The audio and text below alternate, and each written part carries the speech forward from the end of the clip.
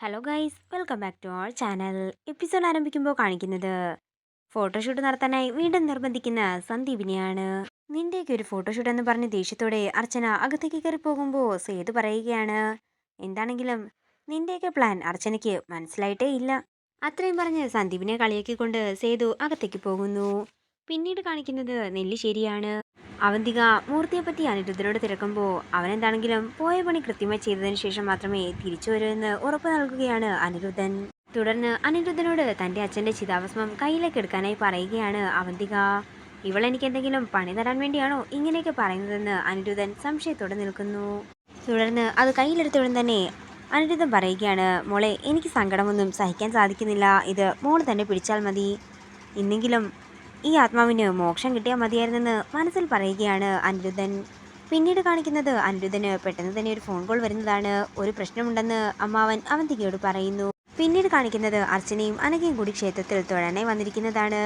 അതേസമയം അവരെ കിഡ്നാപ്പ് ചെയ്യാൻ വേണ്ടിയിട്ട് മൂർത്തിയും കുറച്ച് ഗുണ്ടകളും കൂടി ക്ഷേത്രത്തിന്റെ പുറത്തു വന്ന് കാവൽ നിൽക്കുന്നതാണ് കാണിക്കുന്നത്.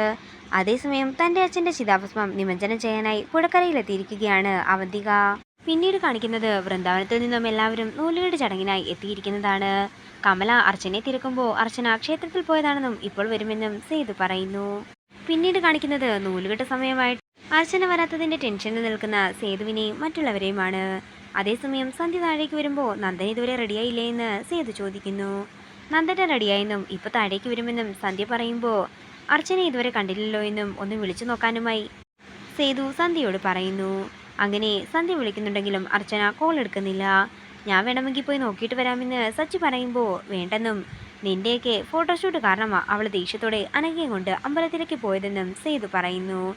ഇത് കേൾക്കുന്ന സന്ധ്യ പറയുകയാണ്, അതച്ചാ, അത് സച്ചിയുടെ ഐഡിയ അല്ലായിരുന്നു.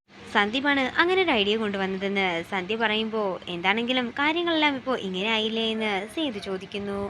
അതൊന്നും കുഴപ്പമില്ല, പിണക്കമൊക്കെ ഞാൻ മാറ്റിയെടുത്തോളാം എന്ന് പറഞ്ഞ് സച്ചി പുറത്തേക്ക് പോയി അർച്ചനയെ നോക്കി നിൽക്കുന്നതാണ് കാണിക്കുന്നത്.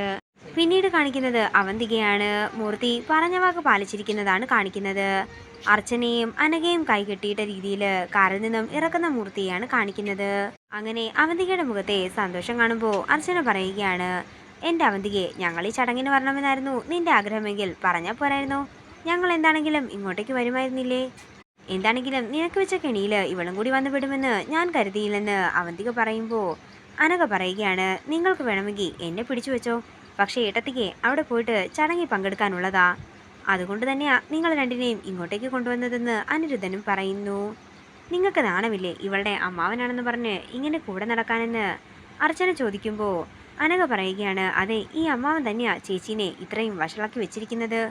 അവന്തിക മോൾ എന്തെങ്കിലും പറഞ്ഞാലേ എന്താണെങ്കിലും ഈ അമ്മാവൻ അതുപോലെ തന്നെ ചെയ്തിരിക്കുമെന്ന് അനിരുദ്ധൻ പറയുന്നു. തുടർന്ന് അർച്ചന പറയുകയാണ്, ദേ അവന്തികെ, എൻ്റെ കുഞ്ഞിൻ്റെ നൂലുകെട്ട് ചടങ്ങിന് എനിക്ക് എന്താണെങ്കിലും പങ്കെടുക്കണം. കൂടുതൽ കളിക്കാൻ നിൽക്കാതെ ഞങ്ങളെ കെട്ടഴിച്ചു വിടാനായി അർച്ചന പറയുമ്പോൾ എന്താണെങ്കിലും ചടങ്ങ് കഴിയാതെ നിങ്ങളെ വിടില്ലെന്നുള്ള ഉറച്ച തീരുമാനത്തിൽ നിൽക്കുകയാണ് അവന്തിക. ഇതോടുകൂടി ഇന്നത്തെ എപ്പിസോഡ് ഇവിടെ തീരുകയാണ്. വീഡിയോ ഇഷ്ടമായെങ്കിൽ മറക്കാതെ ലൈക്ക് ചെയ്യുക, ഷെയർ ചെയ്യുക, കമൻറ്റ് ചെയ്യുക. കൂടുതൽ സീരിയൽ അപ്ഡേറ്റ്സിനെ മറക്കാതെ സബ്സ്ക്രൈബ് ചെയ്യുക.